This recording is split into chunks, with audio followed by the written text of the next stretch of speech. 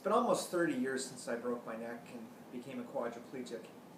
It's been a heck of a journey, and over that time I've learned a lot about us and really living life in a wheelchair. I remember the days back when I had my injury and the doctors and nurses said that, "Barry, you'll never walk again." Well, like many others around the world at the time, we felt that that just wasn't acceptable.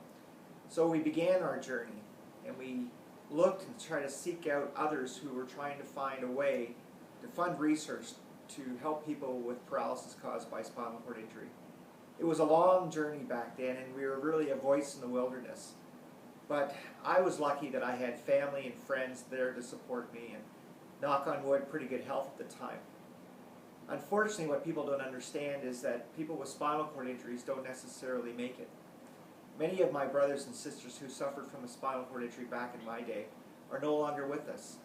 They've died of secondary complications, mainly renal failure, pneumonia, heart failure, and in some tragic cases, suicide and substance abuse.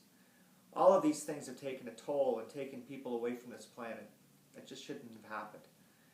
But over time, we persevered, and we fought hard and got out there and had our bake sales and done what we could do to raise money for spinal cord research.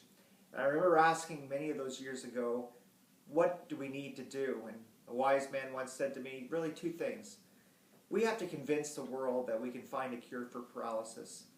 And once we do that, then all we have to do is raise enough money and target the right scientific research to get it done.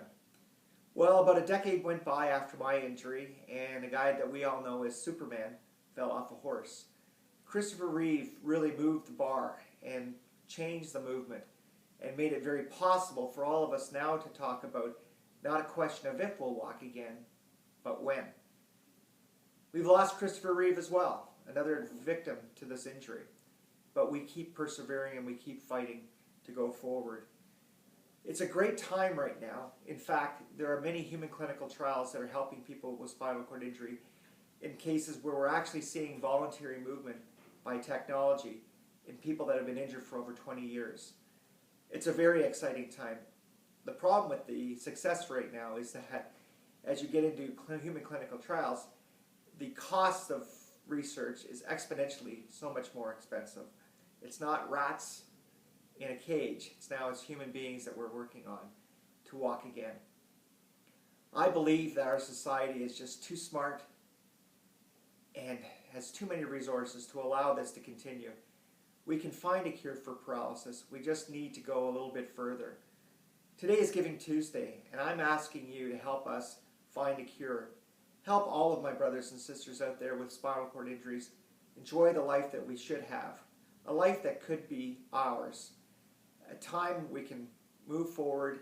And I just think our society is just too smart with too many resources to not let this happen. We have to fight. We had to fight then, and we have to fight now. I'm tired. It's been 30 years, but I'm not finished, along with hundreds of thousands of people around the world who suffer from paralysis caused by spinal cord injury. On Giving Tuesday, we ask you to possibly help us do what we need to do to walk again. After Black Friday and Cyber Monday, perhaps there's a few more dollars to help not only our cause, but others who are out there seeking funds to help move great things and make things happen. We are fighters. We will not go quietly into this good night. We will fight. We will continue to fight. But we're asking you to help us fight for a cure. Please help us today.